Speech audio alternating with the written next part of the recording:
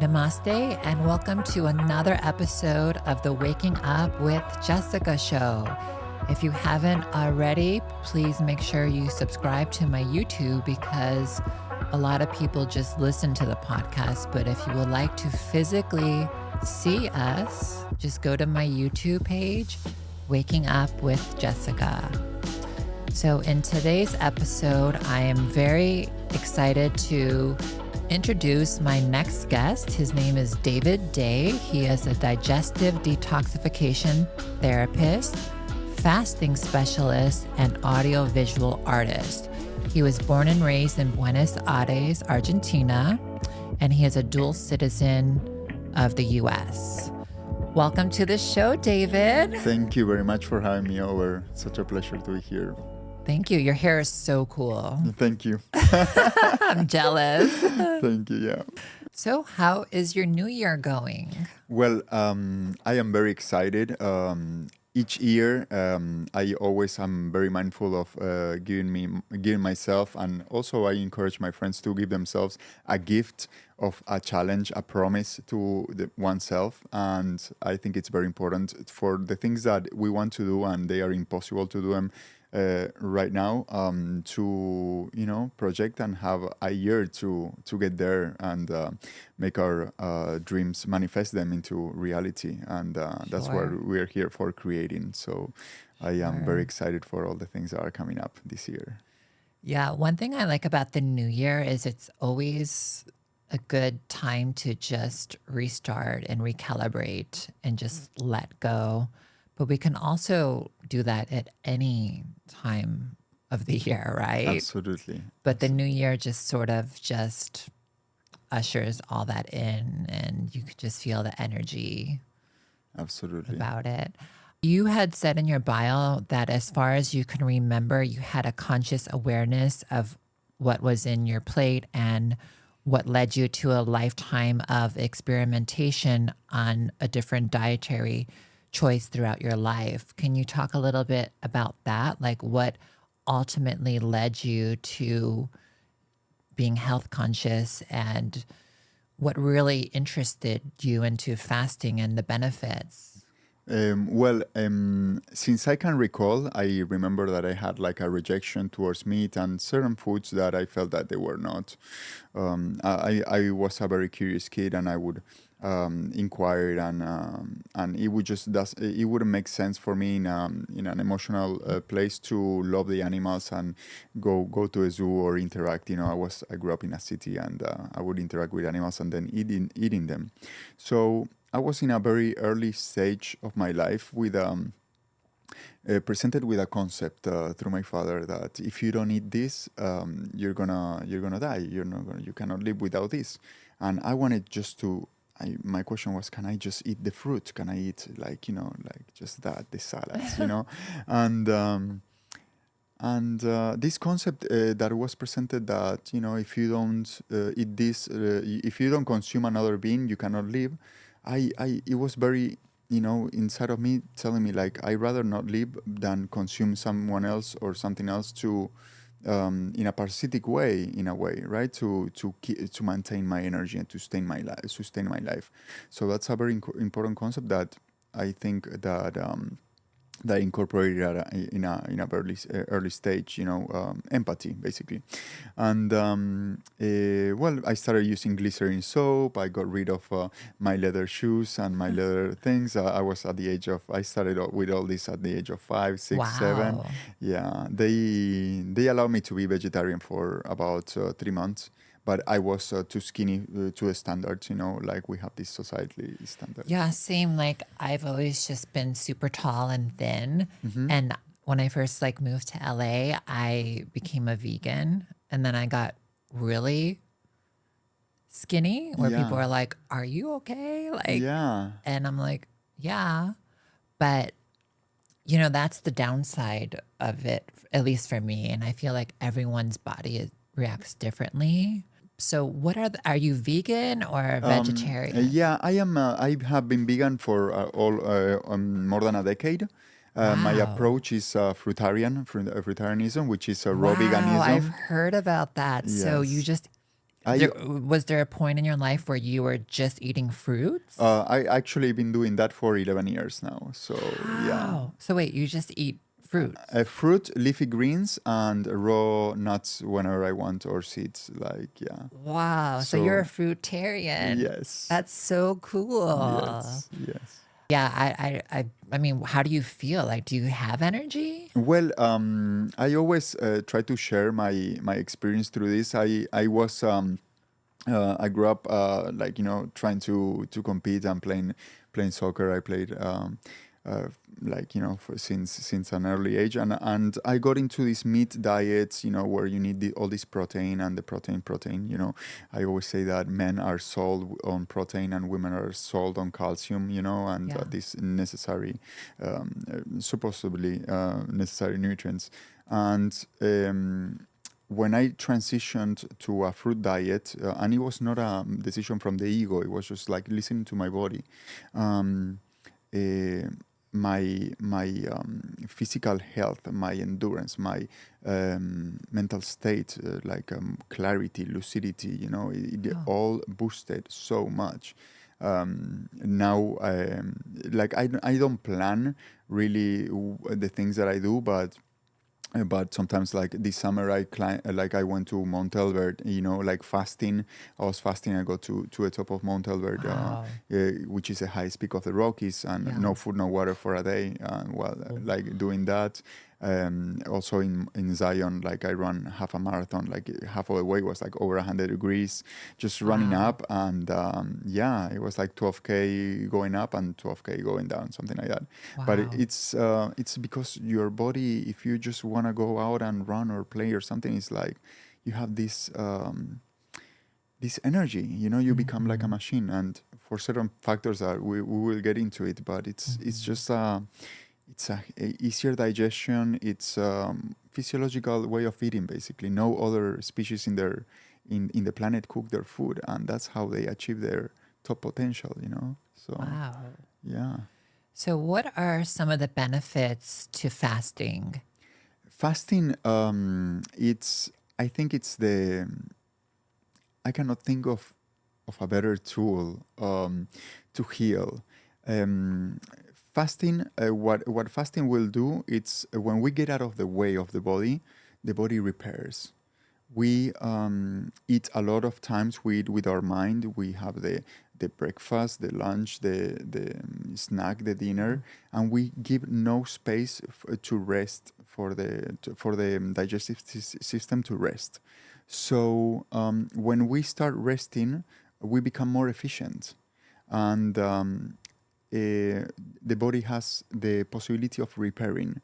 Now, if we go on a long-term fast, which I always recommend if you are ever sick or injured, well, it depends on the health of the person, but it's something that animals also do. They don't eat, Oh, they don't wow. drink anything. They just repair, because sometimes we have like an inflammation and we take an anti-inflammatory, but our body is very wise and our body Can, knows what it's doing. yeah. So I the think body, people yeah. underestimate how miraculous our bodies Yes, are. yes, absolutely. And if you don't like your body, and this is something that I would love the audience to understand, if you don't love your body, absolutely admire the capabilities of your body, you have been hacked.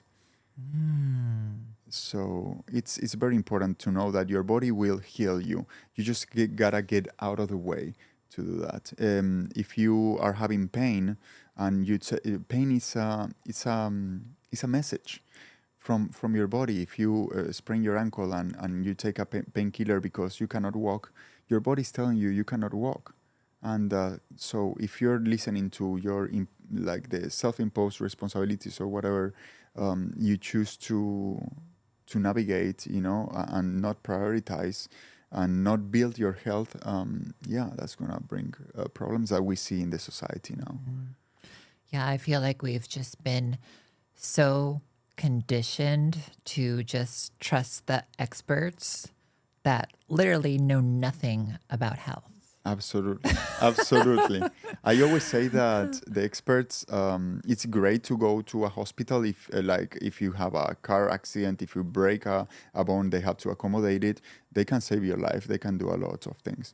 But the clutches, and the clutches, metaphorically speaking, in all the other aspects of health, can be. Like, you can become autonomous and understand that the best doctor in the world can do nothing for you that you Right. cannot do first. Right. So Also, you talked a little bit about becoming your own doctor. absolutely, I feel like nowadays with like Google, you can just easily find out what your symptoms are and how you can handle that, especially in a holistic way. Because where I grew up in the Midwest, and it's normal for people when they get sick to run to the doctor, and the doctor's like giving them medications that literally can't do nothing. Because if you have a virus, it's just your body needs to naturally fight it off, right? So they're giving them, I don't even know because I don't take any prescription drugs, but they're giving them certain medications. And I'm like, how is that helping your immune system? You need to absolutely, go out into the sunlight and just absorb it and tell yourself that you are whole and you are healthy instead of saying I'm sick, I'm sick. So whenever I do get sick, which is very, very rare, I just say I'm whole, I am healthy. Every organ, action, function in my body is working perfectly. I am healed, and I'm obviously make sure I get sunlight and I'm taking care of myself. I'm not running to some Western quack that's gonna like prescribe me all these medications that literally destroy your gut health. And gut health is so important for the function of so many things. absolutely. Absolutely. And picking up on when you said about the virus, for example, if you're fasting, going back to the fasting, if you're eating and you have a virus, you're feeding all the everything that lives within you. You're feeding that, you know. But if you stop eating, viruses, parasites, bacteria, everything are like becomes an energy source for the body. So you basically, metaphorically speaking, you're eating your own disease. You're consuming your disease. So in this way of consuming like the viruses or bacteria or things that will cause you infections, because we have to understand that parasites have a role in our body, like infections have a role. Everything has a role and happens for a reason or another. So here's not a thing. I don't even get into the this is good or this is bad. It's like whatever you do is going to have a consequence. So if you stop eating, your not only the viruses and some bacteria that is not beneficial is going to get consumed, but also your old cells are going to be programmed to death. So your body is going to get rid of the old cells that are not working properly anymore, and is going to produce in the third day of fasting, you produce up to 5 times more growth hormone. So you're going to start cleaning up, and it's going to be a process where your cells and your whole system is going to take the trash out and regenerate with new cells. And yeah, it's there's no. I find the biggest challenge in medicine now is this our culture a little bit. That is the looking for the consumerism of looking for the magic pill, and yeah, That's interesting you bring that up because that was my next question. Can you inject health? that's a great concept to understand, that we need to build our health if we want to be healthy. Health is something that you build. I explain sometimes when people fall in the patterns of genetics, for example, that is very common. I see that, I always explain that your genetics are perfect. They are great. Your cells are going to mutate and try to survive and overcome in all aspects that they can. But if we inherit emotional patterns, if we inherit diets, those things are inheritable, like that you inherit. You will develop the same disease that runs in your family, but it's not because of your genes. It's because of an environmental thing. If someone comes to you with a disease and you have a strong immune system, your immune system is going to work for you. And someone, like the other day, and it happens all the time, they tell me, oh, I'm under the weather, and they don't want to say hi. I'm like, come here, give me a hug. Like, it's all good. It's like, I am building my health. If you're consciously building your health, you're immune to all these things. So it's very important that we embrace this concept and reduce the metabolic waste of the things that we consume. And again, like if you're injecting or taking a pill or this or that, it's just or the supplement or the magic thing, it's the magic bullet. It's not gonna help you in any way. And I want to explain the genetics part. I always use the explanation of like a seed. Genetics are like a seed.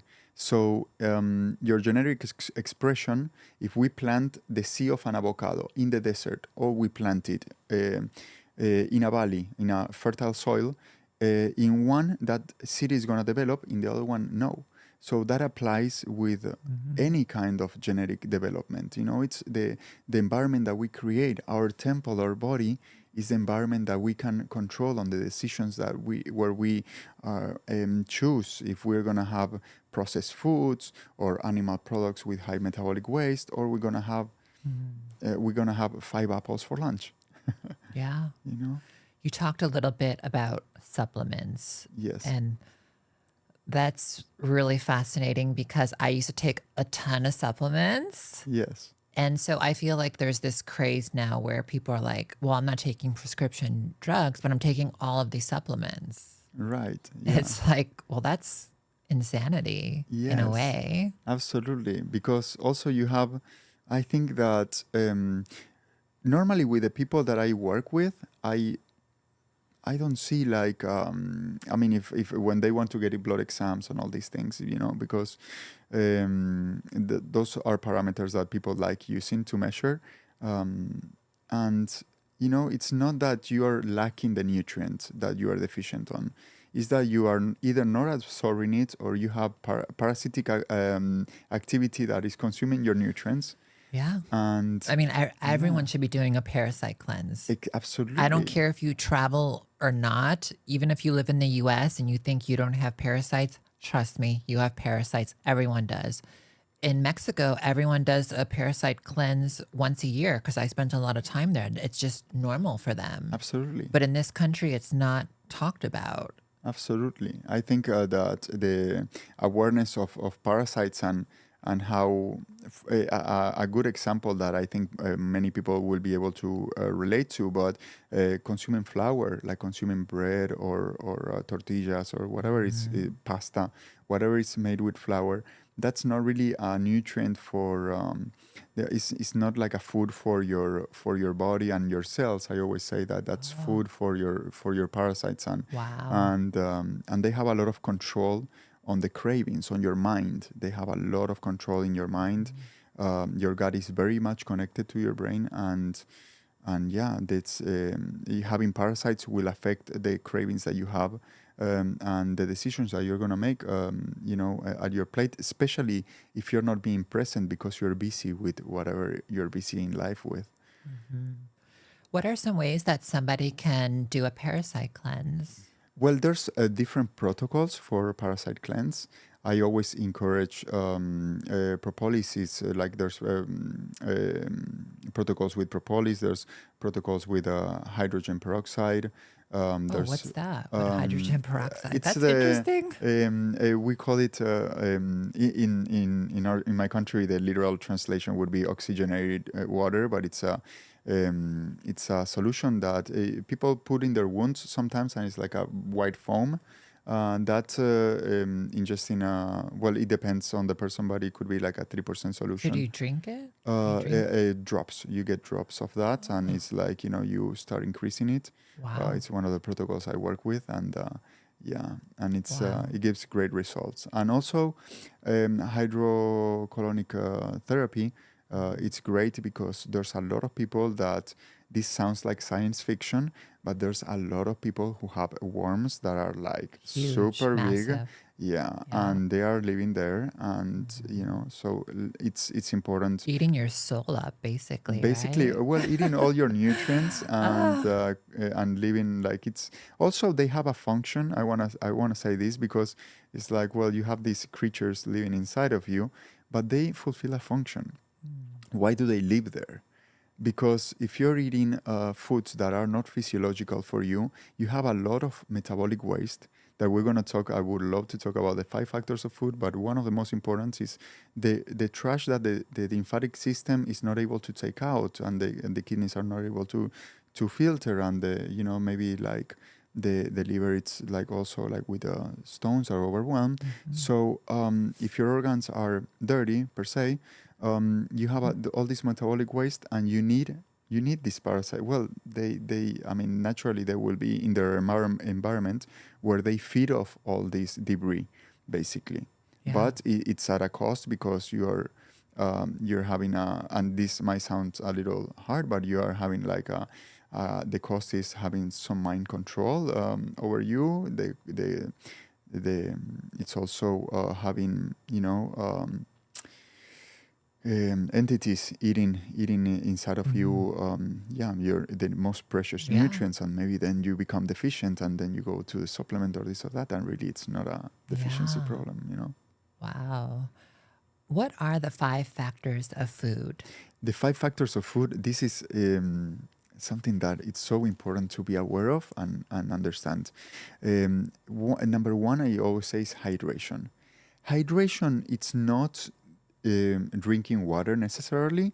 Hydration means mineralization, the mineralization of our body. It's the electrolytes as we know them. Because the electrolytes are conductive of the electricity that we need. We are electrical beings, and we don't talk about this. Like when I was in medical school, like we never mentioned like electricity in your body.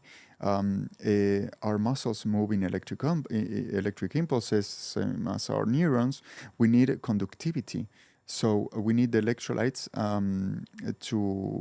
as the form of hydration to nourish us with hydration. And what is the best source of that? The best fuel for that is fruits and raw vegetables. Wow. So that is very important to understand that that's the first factor of food that we need.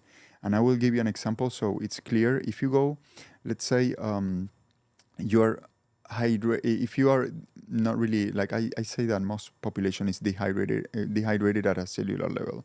So you have a standard American diet, let's say, and you go on let's say 20 something days water fast.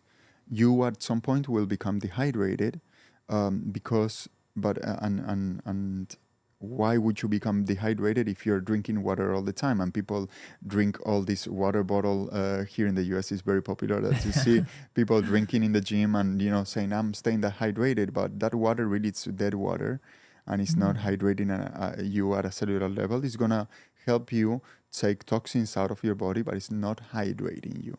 So you can become dehydrated on a 20-something day water fast, and even though you're drinking a lot of water, you're still dehydrated.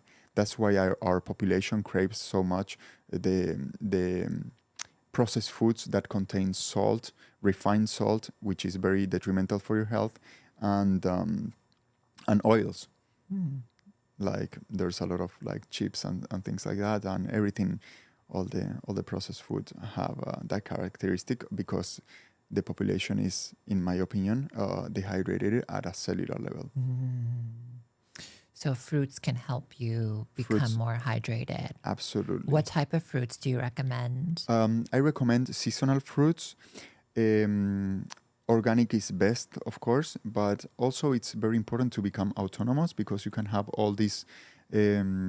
organic fruits, but if they are coming from overexploited soils that they get no nutrition, even though they are not getting pesticides, they got no minerals. So instead of eating 2 or 3 oranges, you're gonna be craving to eat 10 or 15 because it's just poor soil and the fruit is not that good. So seasonal, local, and also the responsibility and the autonomy of becoming freer, and I always say that revolution is not really to protest. Revolution is to take action on the things that, and I think nourishment, revolution, farming is revolution nowadays. Planting your own food, and if you have a small garden, okay, you can still do a lot of things, but I think that becoming autonomous in that way, it's super important. Yeah, there's so many people that want to like start their own garden and move off the grid. I'm sure you've heard about that too, just because of how much our food is poisoned and all the chemicals that they spray on there. But it's difficult to do that. Absolutely, absolutely. And what is more difficult is not letting go.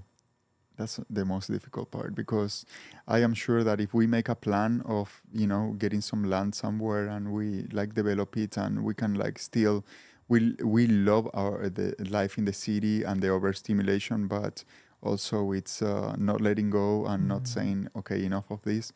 It's the highest cost. So I think it's always a challenge, especially with food.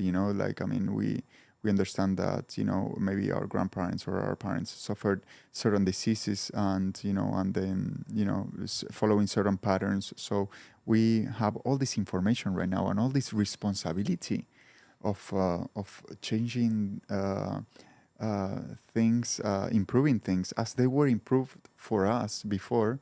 But now it's a very intense and interesting time to live and to experience all these things, and to get in the kitchen and say, okay, I'm gonna get all this food physiologically, and with the 5 factors that I wanna continue with that.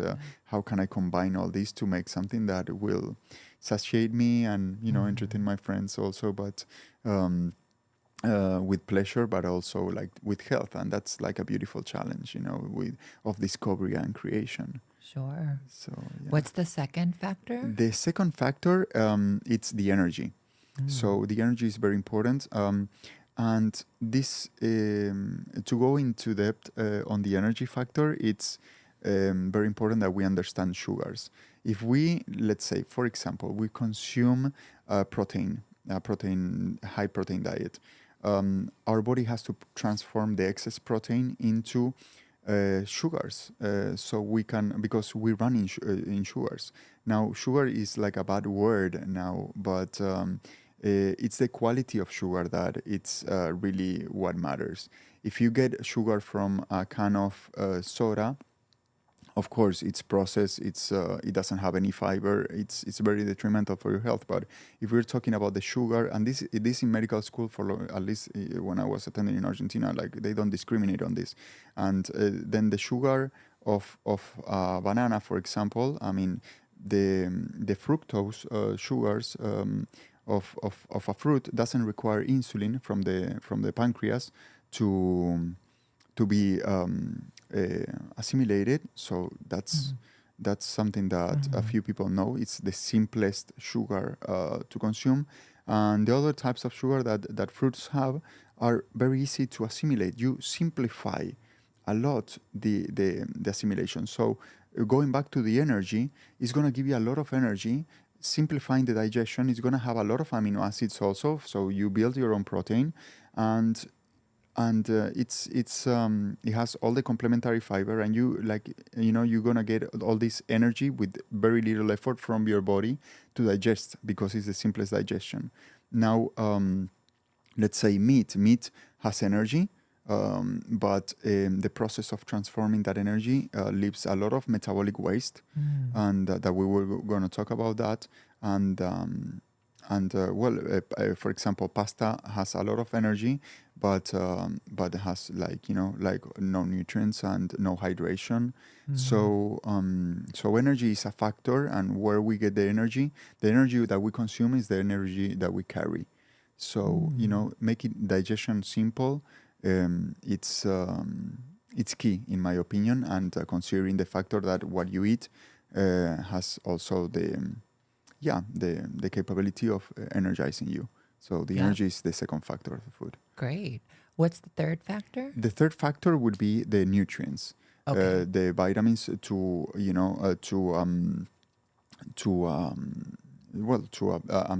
make help the body in the metabolic processes and assimilate, because consuming and assimilation is not the same with the nutrients and and the processes.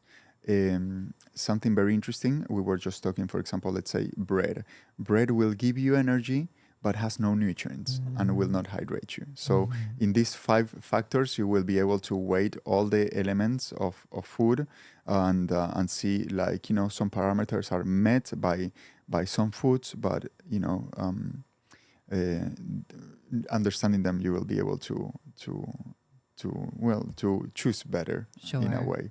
So jumping to the fourth factor would be, the fourth factor is the metabolic waste or the detoxifying power of the food.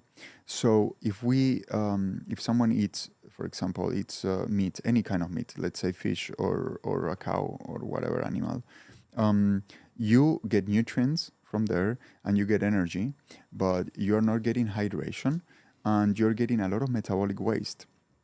Metabolic waste is the remainder, the trash of the body that your body needs to expel.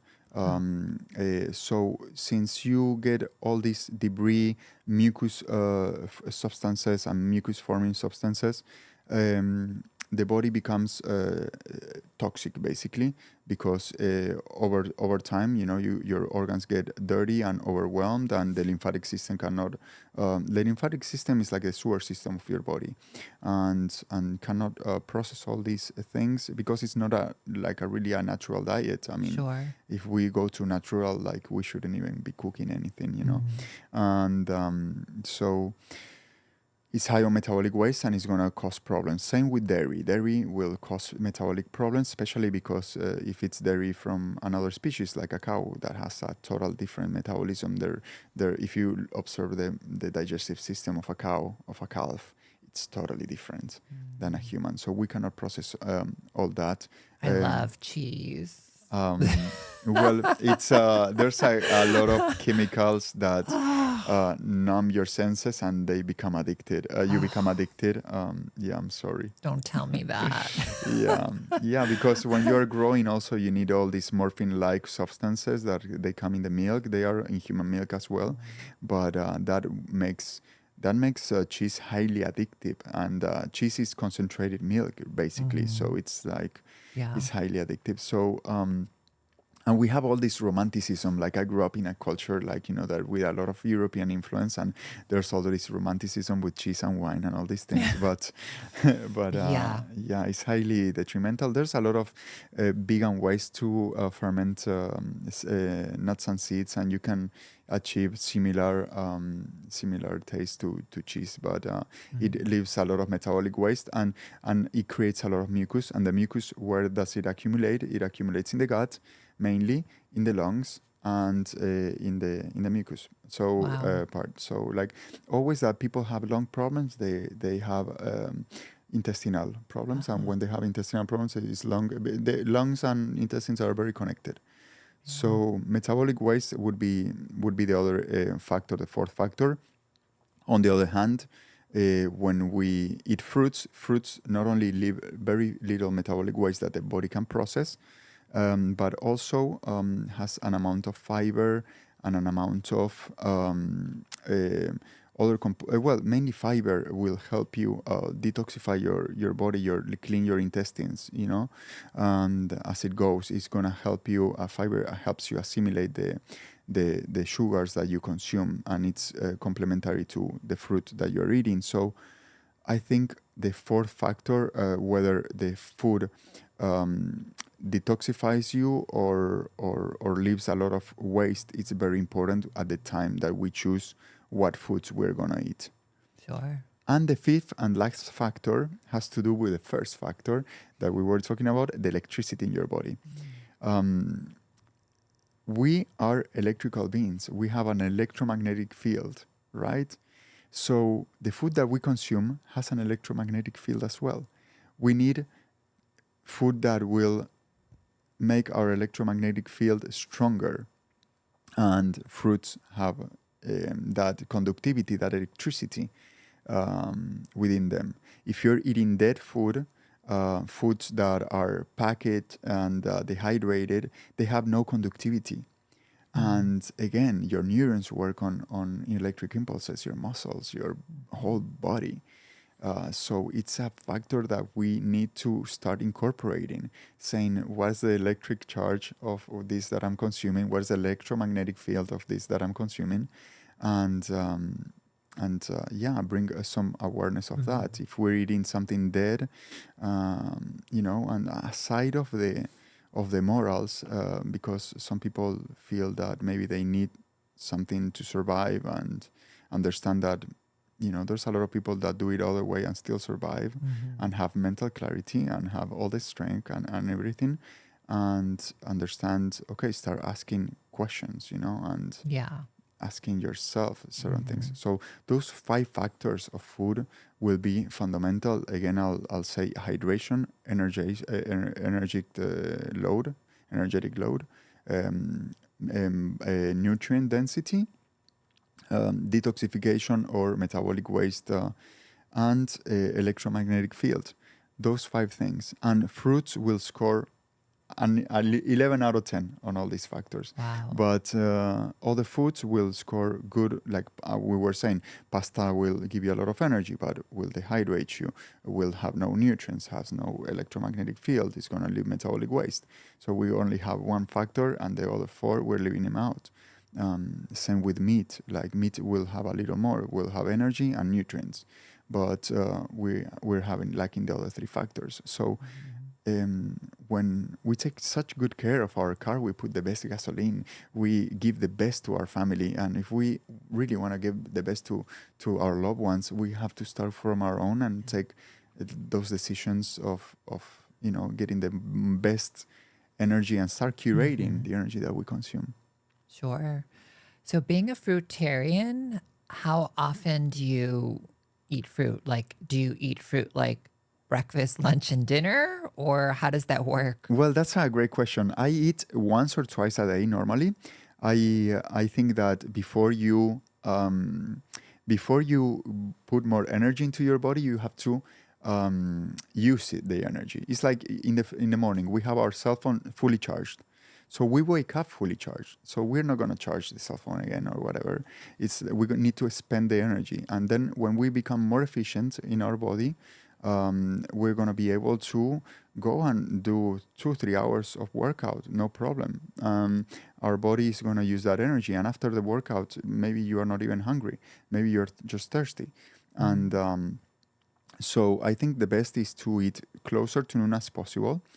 Then a second food, I recommend to all the people I work with and my clients, I recommend to also in the afternoon to maybe eat the second food, and then at night give at least 4 hours before we go to sleep, no food. Why? Because the body has to finish digesting, and then it gets into repair mode. And then you go to sleep and you're not digesting or digesting and storing energy, which is very disruptive for your quality of sleep. And then your body will repair overnight. And when you wake up in the morning, your body is going to be much more efficient. You go and work out, you're going to start burning fat. You're not going to be like burning muscle or like running out of glucose or things like that, like in a measured, workout according to your fitness level. But it's, I recommend once or twice, 1 meal, 2 meals a day. And and I eat as much as I want with fruits. I can, like, sometimes I would eat, 7 apples as a lunch, or 8 apples, or 10, 15 oranges, whatever I want, I can just eat that quantity. Can you make smoothies with these fruits? I like making smoothies, and I think it's a great option. I do also think that it's great to have the fiber. So I have smoothies sometimes, but I choose to eat the fruit and masticate, and I have the fiber so I can absorb the Sure. nutrients.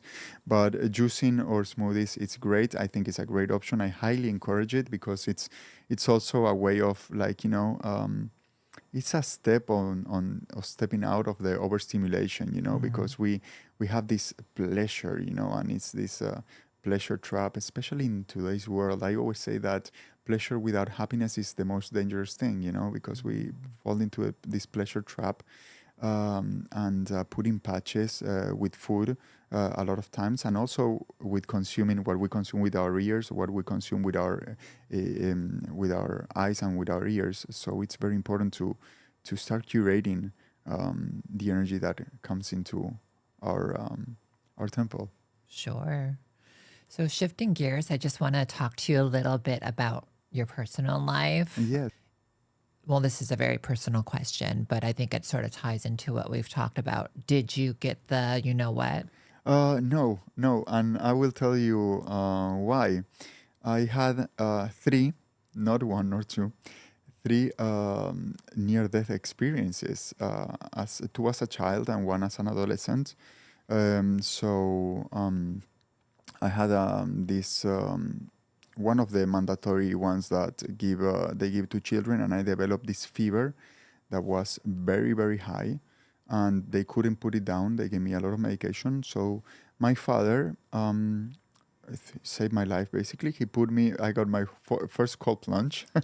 It was like a cold bath, and he put me in the cold, and yeah, I remember I became delirious. My sister touched my forehead, and I told my mother that she had a cork opener in my head. Like, Oh, and wow. I remember that moment. I was like, I just didn't want anyone to touch me, and she touched my Wow. my forehead to see how I was doing, and I was like annoyed, and I said that, but I was just being delirious, and because I don't know in Fahrenheit how much my fever was, but in Celsius I think it was over 40 degrees, which is a lot. Wow. So that happened, and then the doctors said that no, it was not that thing, course. so we'll have the second dose. And when I had the second dose, same episode. How old were you? So I was around 5, 6. Wow. Yeah. So that sort of obviously scared you about any of those products. And then I didn't get many of them. And then when I immigrated to the United States, I needed to get all these like 5. So they gave me the 5 at the same time. Remember, 3 on one side, 2 on the other. And yeah, I was like sweating like a cold and shaky, and like ended up with of course going to a hospital, and it was just like an overwhelming on Yeah, because it's not natural. And if you look at what they give a baby right when it's born, it's that tiny little human body, all these powerful injections, it just increases throughout the absolutely. years. Like, it's just insane, and no one questions any of it. Absolutely. And then you look at autism rates, and they're like through the roof. And it's like, oh, wow, geez, I wonder why that's happening. Well, I have a little comment on that. My nephew developed autism after a vaccine at the age of 2. Wow. Yeah.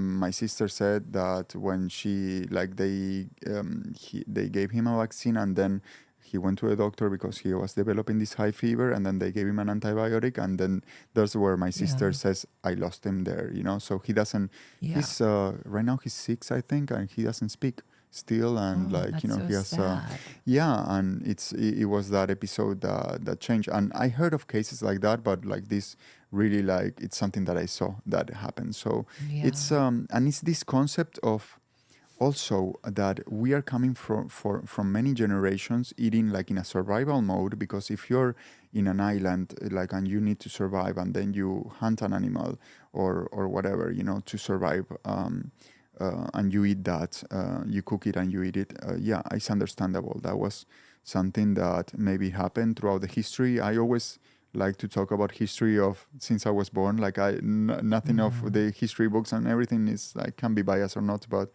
that's a different argument. The thing is, we we are in this survival mode of way of eating with all these processed foods, and these toxins accumulate, and then the mother gives these toxins through the milk, through the babies, and we are in many generations doing this.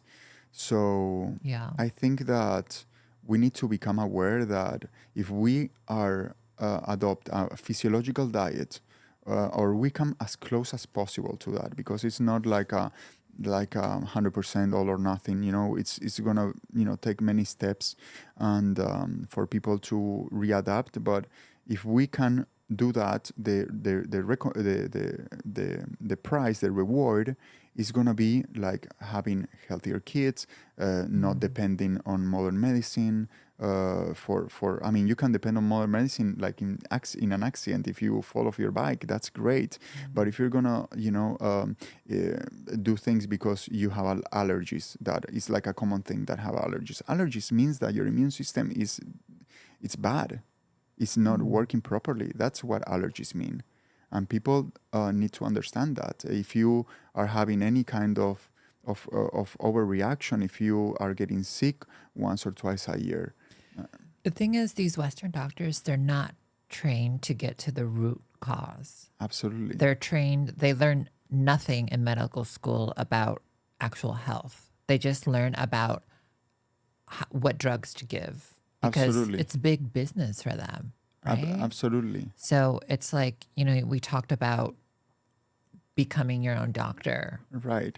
And a lot of that involves just honoring how you feel and just tapping into what is making you feel a certain way.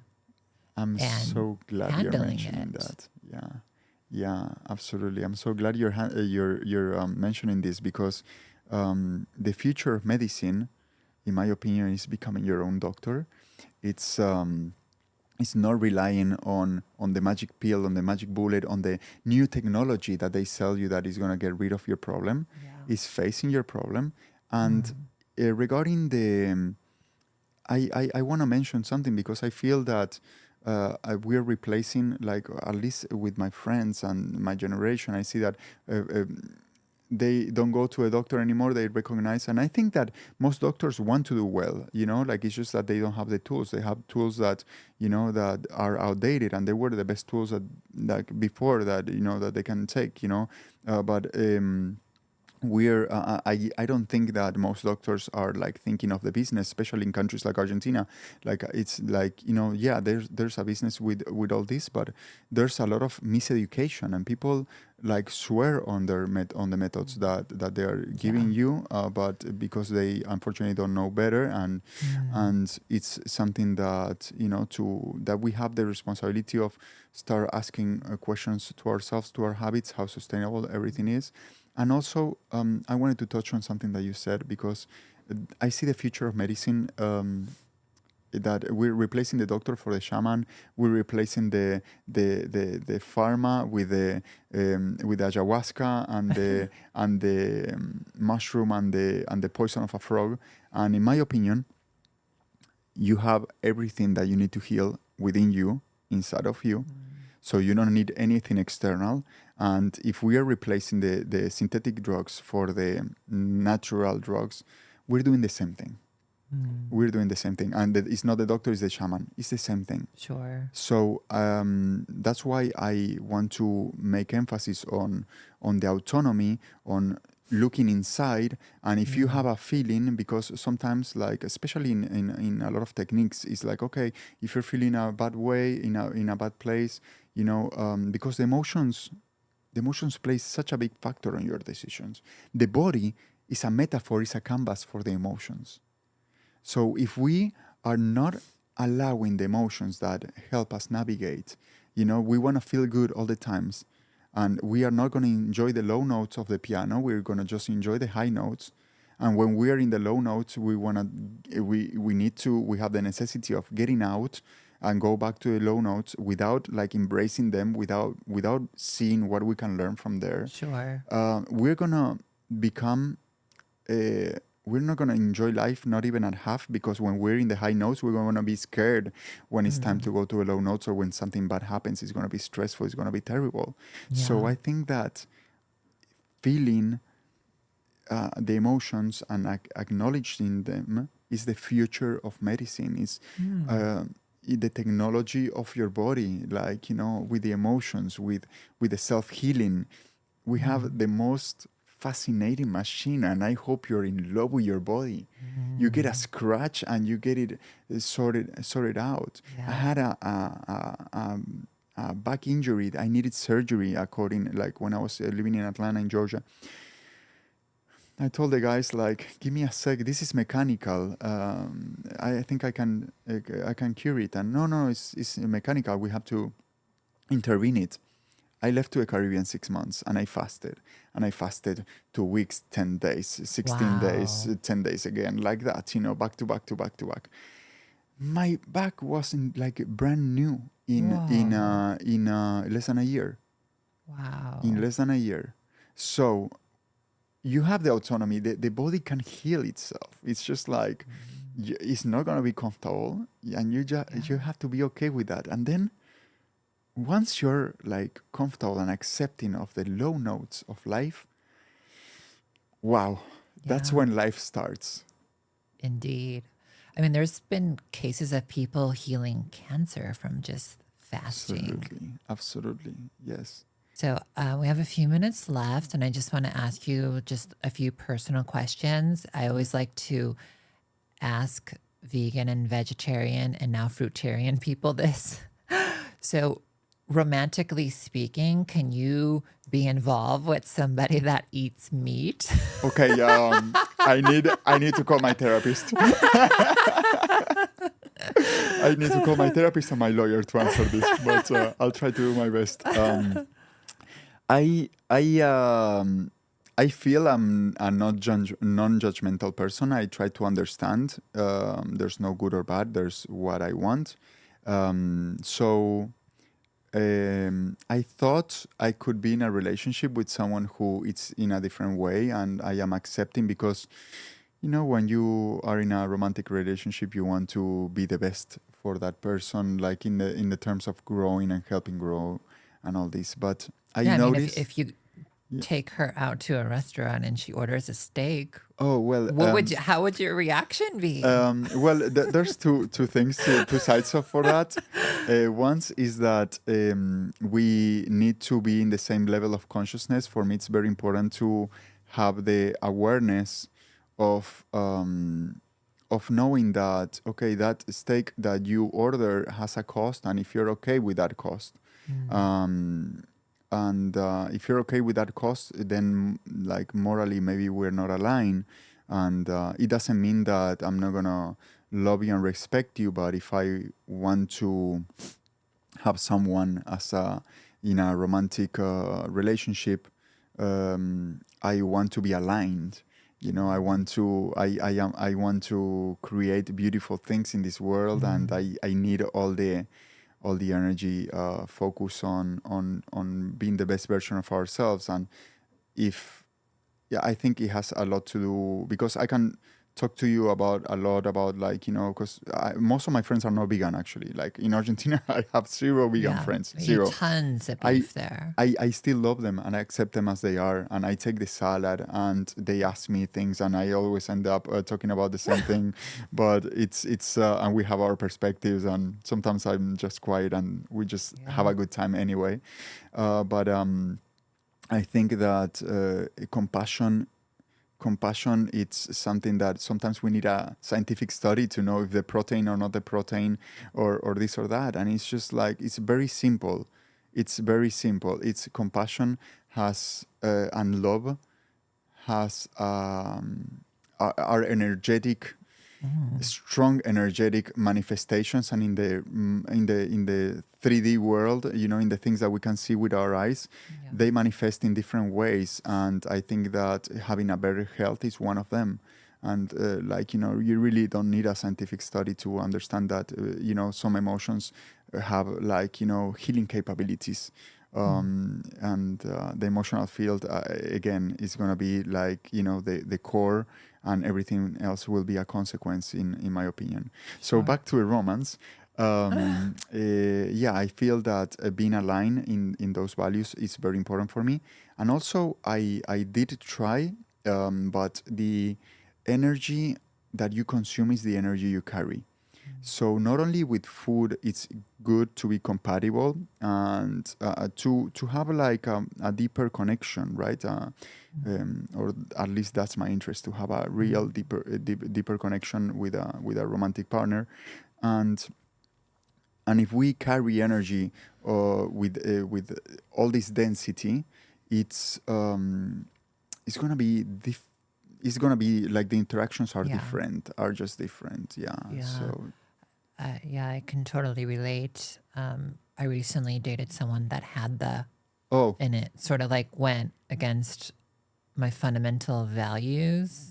yeah. But as much as I try to overlook it, it was an issue because it wasn't just that, it was just many other aspects. So I totally can relate to what you said. Absolutely. And I think it's good to recognize that I'm sure that he's thinking that he's doing the best, because like people who believe on that, they just have they want to, actually they have like a passion to be healthy. It's just that they have the interpretation that they have is Yeah. to go get this product. Right. And because it's a product, and really it's important that that we help people to get inspired to see like, okay, you can go for a deeper swim, and you know, metaphorically speaking, right? I mean, you Right. can go for so yeah. Cool. Well, we have a couple minutes left. Can you just tell the viewers how they can find you, and just a brief, a few things that you want to say about how they can optimize their health this year? Okay, amazing question. So, to optimize your health, the two big tips that I always give, three I'm gonna give. One is, don't eat in the morning, spend your energy, then eat close to noon, and no food before 4 hours before. No coffee. Intermittent fasting. Coffee, we can do a whole talk about that. It's coffee. Damn. It's And I'm just sitting over here sipping my I know. iced I latte. know it's a neurotoxin, but yeah, we can talk in deeply Yeah. next time about it. Damn. So yeah, but there's a lot of substitutes for it, Okay. and so intermittent fasting would be a great way to improve your health this year. Consider the 5 factors on the moment that you choose your foods. If you can have your first food, fruits is gonna be the best, and the third thing is that if you get sick or injured, fast. And getting sick is also a manifestation of the body to come back to healing. So getting sick is not terrible. It's part of the process, especially transitioning into a because it's detoxifying your body is not going to happen overnight. It's not going to happen in 1 month or in 1 year. It's going to take time. But you're going to start seeing results little by little, and that's what keeps you on track. So it's super important. Awesome. And how can people find you? And people can find me through Instagram on Nutritional Justice. I am posting a lot of content over there, and also Nutritional Justice on YouTube. So yeah, there's where I'm posting content, and also sometimes, like, you know, in given cases, I'm getting like consultations and clients. I like saying patients. Clients is an American word, but but patients. And this year, the goal for this year is hopefully open up a clinic in Argentina, which is going to be like a retreat space where Wow. people will be in contact with nature. They're gonna be eating food planted by the people who were prior to them, and they're going to be eating the planting food for the people coming in the future. So it's going to be it's going to be tremendous. Like, it's guided therapies, and it's going to be a fun, beautiful environment that I am proud to say that you're going to walk in with 1 or 2 questions, and you're going to walk out with 10 questions. Wow. Because the questions are gifts that we have for growth. So this space is going to be beautiful. So we will be fundraising this year for making that dream possible in Argentina. Amazing. And do it. It already exists in Argentina, but I want to do it in English. So my all my American friends and the people who crosses my path can have an opportunity to self-discovery. Amazing. I see that for you. It's already happening. You already planted the seed, and hopefully I can go to your center when it's done. I would love to receive you there. Thank you so much for being on the show, David. Many blessings to you. Thank you, Jessica. Thank you Namaste, so much. everyone that's tuned in and listened. I hope the show gave you a lot of value and that you do start to make more conscious choices in your life, because everything that we put into our body really affects the way we feel and how we just perceive things in the world. So thank you so much, and many blessings to you all. Stay tuned for the next episode.